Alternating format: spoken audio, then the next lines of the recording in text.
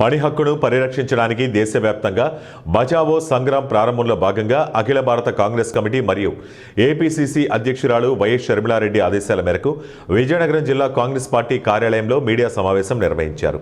ఈ సమావేశంలో జిల్లా అధ్యక్షులు విద్యాసాగర్ మాట్లాడుతూ ఈ నెల 11వ తేదీ ఆదివారం ఎన్సీఎస్ థియేటర్ రోడ్లో గల మహాత్మాగాంధీ విగ్రహం వద్ద నిరాహార దీక్ష చేయడం జరుగుతుందన్నారు. ప్రస్తుత కేంద్ర ప్రభుత్వం చేస్తున్న మహాత్మాగాంధీ పేరును తొలగించి జీరాంజీ పేరును పెట్టడం చాలా దురదృష్టకరమని పేర్కొన్నారు. ఉపయోగపడుతూ వాళ్ళకి ఆధారాన్ని కల్పించింది, పని ఆధారాన్ని కల్పించిందండి.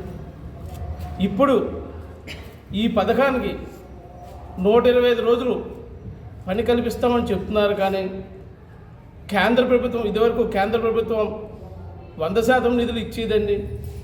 ఇప్పుడు రాష్ట్ర ప్రభుత్వానికి 40%, కేంద్ర ప్రభుత్వం 60% వాటాలు అంటుందండి.